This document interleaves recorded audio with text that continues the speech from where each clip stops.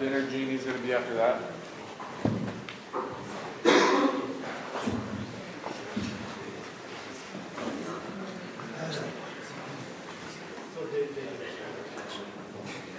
All right, thank you. This is called Prius Club. We talk about trust, speed, and expertise. So flip forward to the next one. One of you guys want to drive? So we started as Kill Your Commute, and our first assumption was that hourly workers using public transportation would love to have a job near home, and so they would use a geographic-based job location service. So we went out and talked to over 60 people in the area who were hourly workers, some using public, some using not, and the overwhelming response was, we don't care, we're just happy to have a job.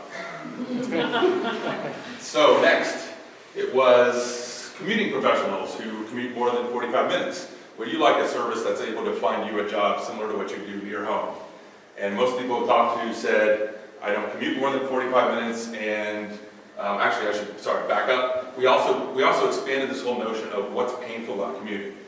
Is it just the commute distance? Is it the commute time? Is it the overall commute experience? And so we kind of expanded our engagement with the customers to try and understand a little bit more about the commute experience holistically.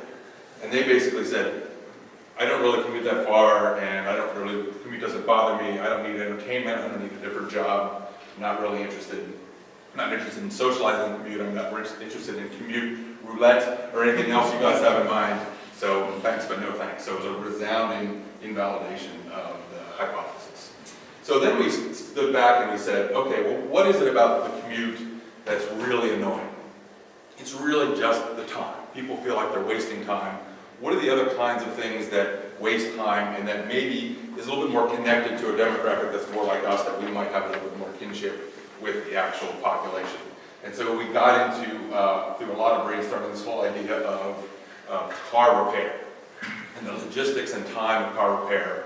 And so the next customer segment, a complete departure, was professionals with cars costing more than $40,000.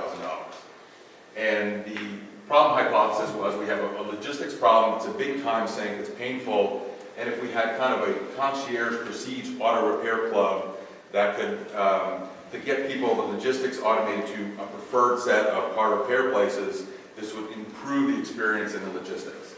So we went out and talked to a bunch of car mechanics who said, we don't want nothing to do with you guys. This is not a problem. We're not interested in giving you a cut of anything. And so then we kind of regrouped a little bit, and we said, okay, well, what really is it? Let's think more deeply about kind of this time issue, this car repair issue. And at the end of the day, it really came down to an issue of trust. And the real pain was not so much the logistics, while it was painful. The real pain, most people we talked to said, this is really about me feeling I'm getting ripped off. Can I really trust the auto mechanic? And so we had this whole idea of a new customer segment, which was young professionals with an older car. So say somebody in their 20s bought a 5 to 10-year-old BMW, spent a lot of money on car repair. Do they feel like they're getting an honest deal? And so the solution hypothesis was this whole notion of, you have CarMax, which is a replacement for the corner car lot.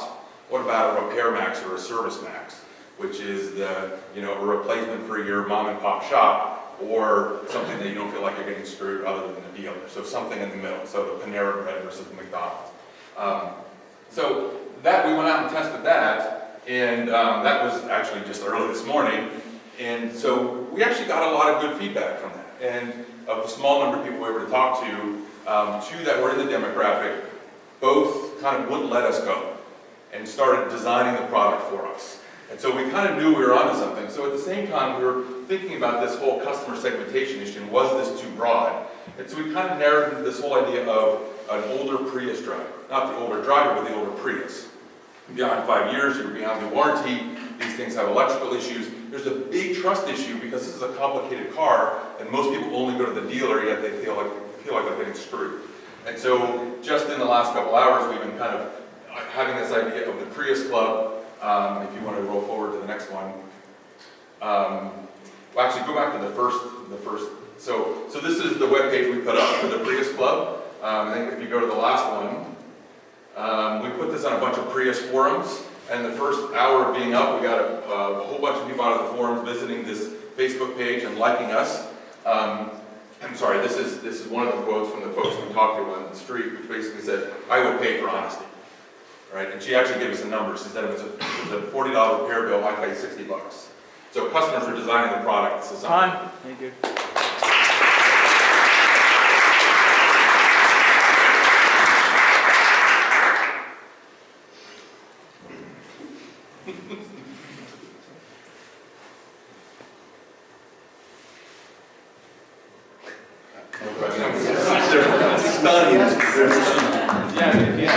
All right. So, there are a lot of national chains that do car repair, right? Like Pet Boys, places like that. In theory, when you're dealing with a larger company, you should have more trust in that mechanic. But generally, I think people think of those as the biggest ripoff. Right? So, and then you also have review systems like Yelp or other sources to validate or trust a mechanic. So why do you guys think that it would be just, like, why is this service superior to Pet Boys or to somebody finds something on Yelp?